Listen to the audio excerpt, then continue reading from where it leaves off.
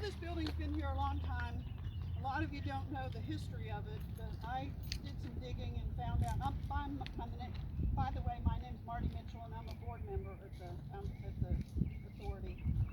But this building has been here for 115 years. It was built in 1907 by Fuller Callaway. He was a textile manufacturer from LaGrange, Georgia. And the city was incorporated August 16th of 1909, named after Manchester, England. I didn't know that. Mr. Callaway helped create the Manchester Development Company, which provided mill housing and other city infrastructure. Businesses, schools, churches, and recreation centers were created, making Manchester the largest city in Meriwether County. Many of the mill houses are still in use today. The mill was originally steam-powered and in its day employed 500 workers.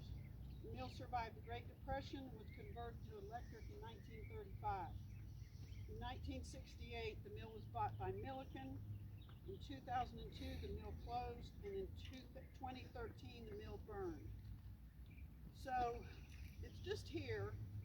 It's 115 years old, and the Manchester Development Authority has a vision for it, to bring it back to life. Not to employ people, but to make it a city center where people can have weddings or family reunions or movies on the square, whatever. But it's thanks to people like T-Mobile that awarded us a grant for $50,000 to get this started, which will go towards redoing that ramp right there to make us ADA compliant. I wouldn't even walk on that ramp, let alone push somebody in a wheelchair. So we have a long road to haul, but this gets us started, and we're very thankful to T-Mobile to give us this award. There were 25 cities in the whole country that were granted this award, and we're one of them, so we feel very fortunate. And I'd like to introduce our mayor, Honorable Mike Brennan, to speak.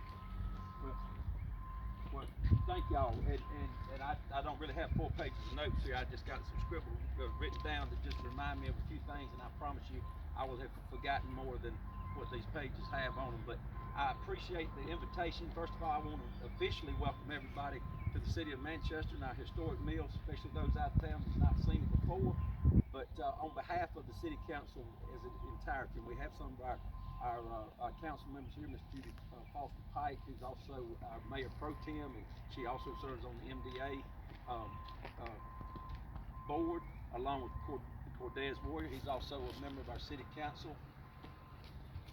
And we have a former city councilman here who's now, he was going to retire, but they dragged him out of retirement. Now he's on the MDA. So, we're Solomon Ferguson. So, that retirement didn't last long. So, but I just want to welcome everybody here. And I do want to know that I saw that when Ms. Mitchell Marty asked me to come by and speak for a moment, I want to quote her. She said, would you, in a few words, would you give us a few words? So I'm going to live up to that, because one of the things I realize sometimes when I get a check in my business, it says, you know, if not deposited in such a time, the check's no good. So we want to make sure I don't talk long enough where the check obviously is still valid, and we can still get it to the bank and still get it to what it's used for, okay? So I'm going to live up to that. But I also want to just take a minute to let you know that I think on this particular subject, just a little bit, I can speak probably closer to my heart than on most subjects, and I really didn't even think about it until I got the invitation. But I'll be really brief. But as a young boy, I had an uncle who got in a terrible car wreck in Biloxi, Mississippi, and he was confined to a wheelchair after that. And as a young man, I remember the struggles that he had back in the, y'all can date it if you want to, it's early 70s, okay, of him putting that wheelchair, and he had to have a seat that would fold one way, and he had to scoot way over, and he'd take that wheelchair, fold it up, get in the back seat, have to take a strap and hook it to the side of his car to get in, and many of y'all have seen that done. So I just so you'll know, I think that has had a lasting impression on me, those images, from a standpoint of, if Gray Couch was here, who's our police chief, he would tell you on numerous occasions, I have called and say, Gray, we got a car parked up on the sidewalk.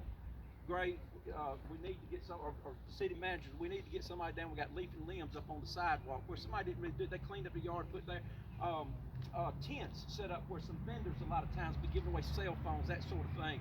and they use the sidewalk. But those type of things have left me, you never know when someone is going to have to use this right here to travel there, because it's easy for me to walk around those, but it's certainly not easy for people like my uncle, who would have had to go out in the street and come back around. So this handicap ramp, along with those memories, I can see where when this mill was built, that was obviously not a thing. I mean, you just didn't have that type of impression, and we've gone to stretch over there to say that's the handicap ramp, and it served its purpose. But what these drawings show is T-Mobile's going to make it possible for the city of Manchester to have a ramp that we could be extremely proud of, and that will be so accessible that any person in a wheelchair probably will be able to do it by themselves, and most likely because of the slopes and the different ways that it'll be designed. So I do have those memories, and I do appreciate the fact that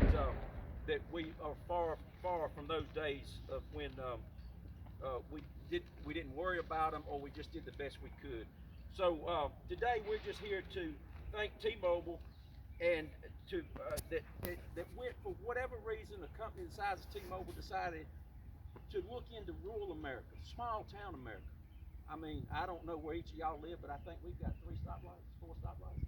So we call that, pretty big city in our neck of the woods, but relatively small speaking. Oftentimes, those type of cities kind of get overlooked. But this 5-year commitment that T-Mobile is making, it doesn't address any other kind of city except for small town rural America, by donating up to $125 million. And right now, I guess in a year and a half into it, we're several millions away, and Manchester's been included for one of those 125 grants that's already been given. And for that, we're very thankful. I'm thankful for the MDA for recognizing the issue that we had and the vision that this meal brings back for the memories. And whether you never knew anything about it or not, I guarantee you, if you're from around here, your grandparents told you about it, your parents told you about it, so you feel like in some ways you are attached to this meal, you're part of this meal. And we've done lots of things in here. We've had New Year's galas, we've had Railroad Day shows, we've had car shows out in this parking lot. And actually, at one time, I think the way Ms. Mitchell described it is we actually used to work in there. I've never seen anybody working there. but the point is, we're not giving up on it, thanks to T-Mobile and y'all's commitment to give back. Now we're going to be able to make this a better place. And by any time we have something in our city limits that becomes a better place, it makes Manchester a better place to live, work, and play. And that's our entire goal as a city council, the way we run our city through the MDA and our citizens. So I'm just here to tell you thank you. Thank you to the MDA for reaching out to and applying for this grant, because there's lots of places that wouldn't take the time to fill out the paperwork. Our MDA did that, and we're appreciative, and that's where it starts. And now, sometime from now, you'll be able to come back and see the results. So, thank you very much. We're very much appreciative.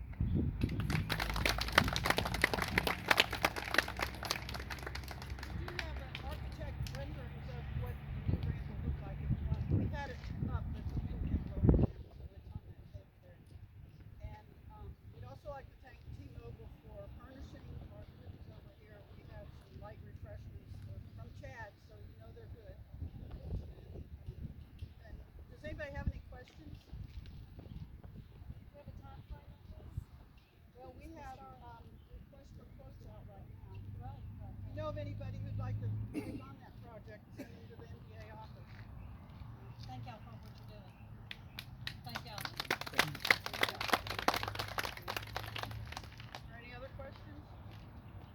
I just thank God for what He brings all of us here to Manchester, and just let's just celebrate with Him and give thanks. I want to let this thing, run any faster and whatnot.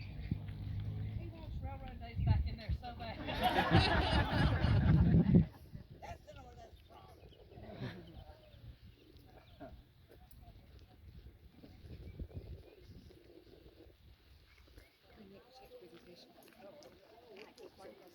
Marty.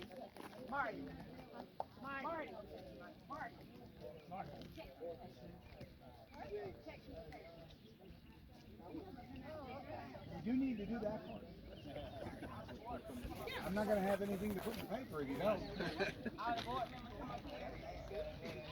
everybody, when I get the picture, I need you to stay where you are till I get your name. Hey, sir. What's up, my friend? How you doing, buddy? Look good. Well, you in, Sean? You in, Sean? Are you something? Good, good. Good to see you.